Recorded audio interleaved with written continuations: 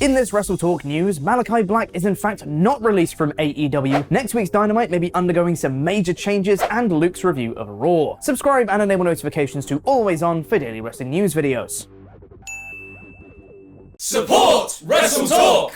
Just a few days ago, it had been reported that amongst the backstage chaos in AEW right now, Malakai Black had requested his release from AEW, and that a conditional release had been granted. Moreover, on just yesterday's WrestleTalk news video, we spoke about reports stating that Buddy Matthews may be done in AEW for a while, with some believing that the Grand Slam Rampage match was his last in AEW. But as it turns out, both of them might be staying in AEW after all. Malakai Black took to Instagram yesterday to speak on all the reports surrounding him, and mentioned as part of it that everything is fine, you'll see me right back with AEW pretty soon. I'm just gonna take some time, that's it. Black ran down the fake rumors and speculation, particularly when it came to his mental health and private life, and revealed that he had even received death threats over this. It goes without saying, if you're giving someone death threats over potentially leaving a wrestling promotion you like, please take some time and get yourself some help. Behavior like that is never okay. In a report from Fightful Select, they indicated that AEW sources believed the situation with Black had been resolved prior to All Out, and one source noted that they believed we'd be seeing Malakai Black and Buddy Matthews back in AEW within a few months, and that AEW had no intent of releasing Black for him to rejoin WWE. Over the weekend, Matthews spoke at a live show and revealed that he would be taking some time away from the ring, with Fightful Select noting that there was dissatisfaction regarding his situation in AEW. Dave Meltzer had noted on Wrestling Observer Radio that Matthews, much like Malakai Black, obviously wanted to return to WWE, but had several years on his contract left. But with Malakai and Matthews reportedly sticking around in AEW, maybe it isn't so obvious after all. On the subject of AEW talent leaving the company though, last week a rumor/report emerged of Bobby Fish attempting to convince Adam Cole and Kyle O'Reilly to leave AEW and rejoin him in WWE. However, that has now been refuted by Fightful Select, who say that AEW sources have vehemently denied these reports, and WWE sources say there haven't been conversations between WWE and Bobby Fish either. This coming week's AEW Dynamite episode may be looking quite different from the one that was planned, as Hurricane Ian has been threatening to wreak havoc across Florida. Tony Khan tweeted out to say, "For everyone in AEW, in case you missed our email, anyone worried about Hurricane Ian affecting your travel or home or your family life, it's voluntary to come to TV this week. Anyone affected by the hurricane can take care of business at home, and we hope to see you all next week." So the card we may see on Wednesday might be quite different from the one that was advertised, depending on who can make it to the show and who can't. Where we were originally supposed to be seeing Jon Moxley versus Juice Robinson, hearing from Saraya, and a Ring of Honor World Championship match between Chris Jericho and Bandido. This little terror, this little menace, has been running around and making a lot of noise while I'm trying to record, haven't you? And now you want to get down, and now you're trying to bite me. That's fine.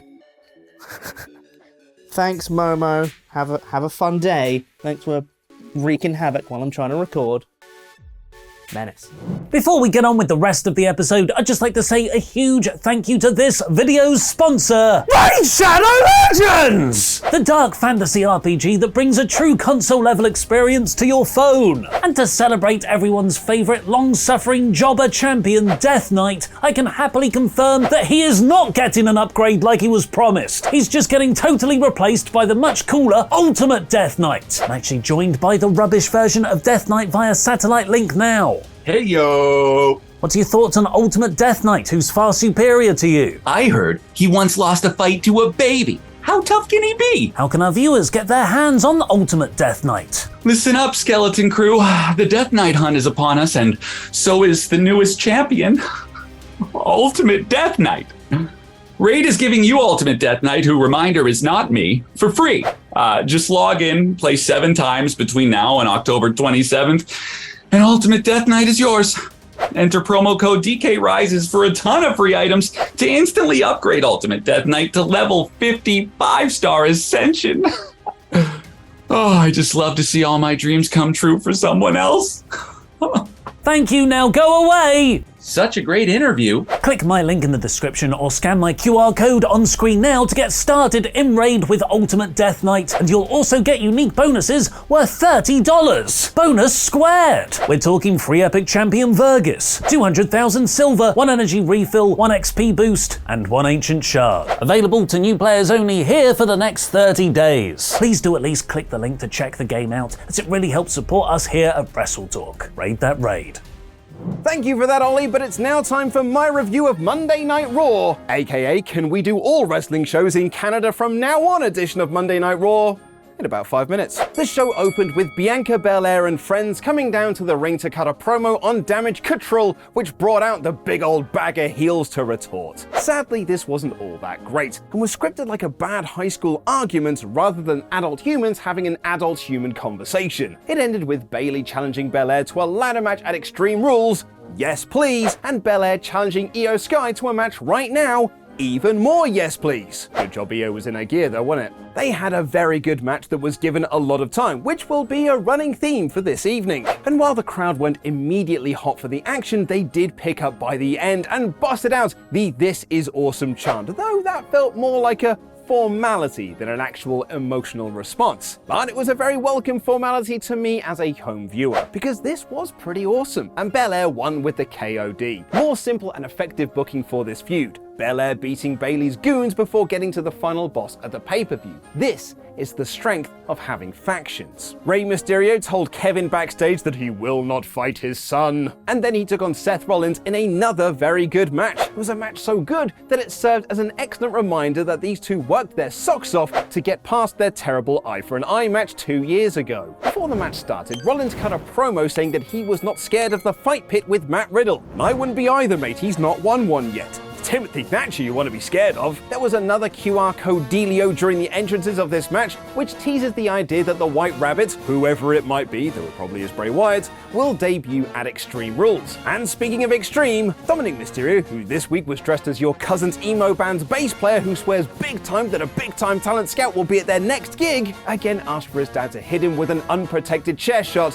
He's hardcore. He's hardcore. And Rhea Ripley knocked Ray into the post, allowing Seth to hit the curb stomp. But Seth didn't pin Ray. He instead locked in a submission to make Mysterio pass out. A brilliant finish that does a lot to hype the fight pit match at Extreme Rules. And speaking of brilliant things, Kevin Owens teamed with Johnny Gargano to take on Alpha Academy, which was more about the crowd reactions than the in-ring action, but the in-ring action was also fantastic. These four men put on a superb NXT TakeOver mid-card tag match and did a great job in making Alpha Academy look like a legit threat to the tag team division, which doesn't happen very often. And even though Owens was the big home country star in this match, it was Gargano that got the pin, overcoming distractions and interference by Austin Theory to hit the slingshot DDT for the win. Great match and a great finish. But while that did a lot to build Alpha Academy, the following segment slightly undermined a lot of that, as Austin Theory got a phone call from Braun Strowman saying he'll have a match with Chad Gable next week on Raw. A match that will do nothing for Gable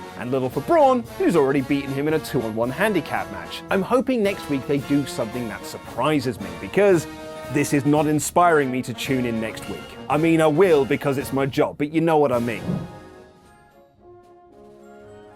Last week, the BT Sport feed cut out and I missed Omos beating a couple of lads. I deduced in my review that I suspected it would be boring and I didn't actually miss anything. So it was good to see my suspicions were correct when Omos beat two local lads this week in a boring match that I totally could have missed. The only little wrinkle to this is that it might actually be building to something, in that MVP compared Omos to Braun Strowman, potentially setting up a match between the two down the line, which sounds absolutely horrible. Earlier in the night, Miz introduced us to his latest method of not being stalked and attacked by the parent babyface psychopath Dexter Lumis, Miz Force. An idea so lame, not even Canon Films would finance a movie about them. But Dexter Lumis is Miz Force type Pokemon, so they were not effective and he killed them all and laid them out across the arena for other wrestlers to find. Eventually, Miz found all the dead bodies. They didn't have name tags, they didn't even stand a chance, and was then choked out by Dexter Lumis, who was hiding by wearing Kevin Smith merchandise. It was your usual Dexter Miz segment, which I'm very ready to move on to the next chapter.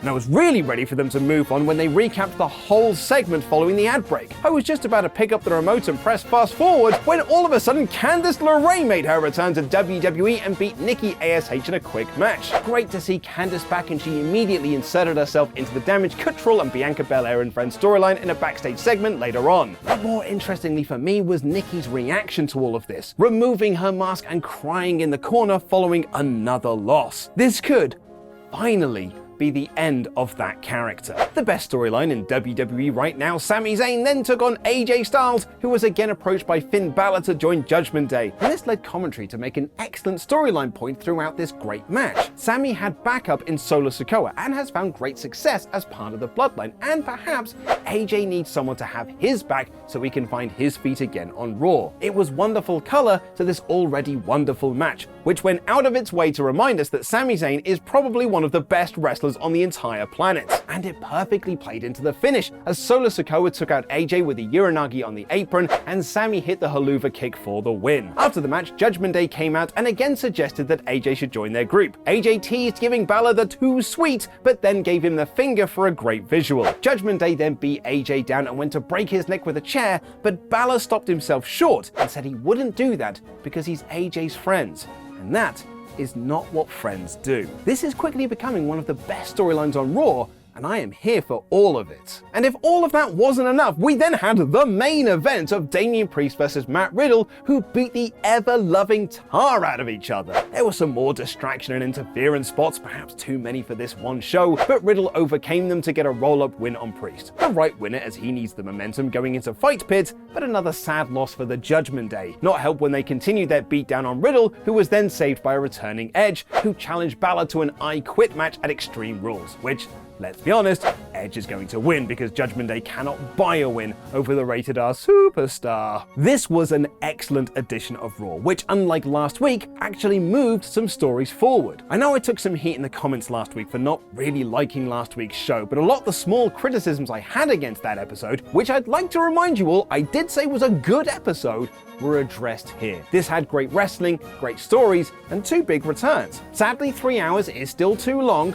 but this is a high 4 out of 5 show for me. Not an all-time great, which would then make it a 5 out of 5, but a cracking wrestling program nonetheless. But $1?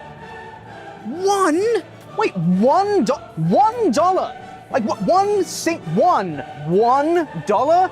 I'm short by $1. A single buck. Can nobody cut me some slack? Can I not just book what I want to book? $1? Can I write an IOU? Literally $1.